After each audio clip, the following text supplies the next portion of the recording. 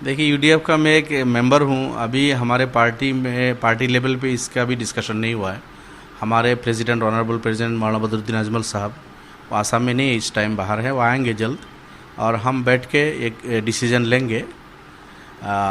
तो इस टाइम में अपने पार्टी स्टैंड तो नहीं बोल सकता हूँ, लेकिन एक बात ये है कि बीजेपी और बीजेपी के जो सहयोगी पार्टीज़ है, उनके पास जो संख्या होना चाहिए उससे कम है। जब उनके पास जितना संख्या होना चाहिए उससे कम है, तो राष्ट्रपति इलेक्शन को मैं समझता हूँ नैतिकता स्वीकार करके बीजेपी को खुद ही छोड़ देना चाहिए कि ऑपोजिशन के लोग मिल बैठ के किसी को दे दे, किसी को बनाए। तो आप क्या कहना चाहेंगे कि ऑपोजिशन को एकजुट होकर एक कॉमन कैंडिडेट इस पर करना चाहिए? आप बीजेपी का जब संख्या नहीं है, बीजेपी अगर नैतिकता दिखाते हैं कि हमारे पास संख्या नहीं है जितना होना चाहिए और हम नहीं देते, प्रेसिडेंट कैंडिडेट प्रपोज नहीं करते, तो जाहिर बात है हर पार्टी तो अलग अलग देने से तो प्रेसिडेंट बनेगा नहीं। उस वक्त तो other than BJP, other than NDA जितने हैं सबको तो एक होना ही पड़ेगा, तब जाके एक राष्ट्रपति जो सबके सिद्धांत से बन सकता है। लेकिन वो भी अब मैं चूँकि अपने पर्सनल ओपिनियन बोल रहा हूँ, मैं अपने पार्टी में अभी तक ये डिस्कशन नहीं हुई, बात नहीं हुई, और जल्द ही हम अपने पार्टी में फैसला ले लेंगे इस सिलसिले में।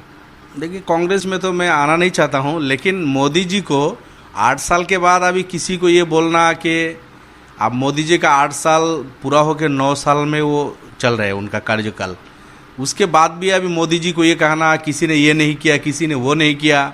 8 साल में आपने क्या किया?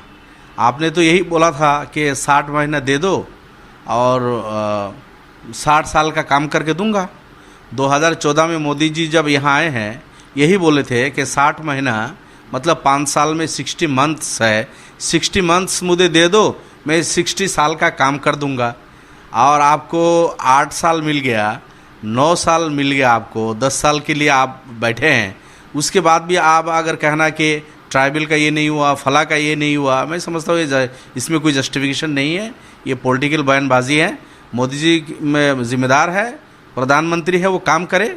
सिर्फ ट्राइबल नहीं, इस मुल्क के संख्यालघु का क्या क्या हुआ? आप जितने पॉपुलेशन है उसके हिसाब से इनके पास ना कोई सुविधा है, ना शिक्षा है, ना इनके पास नौकरी है, ना सरकारी जितने सुविधा मिलना चाहिए वो भी नहीं मिलते।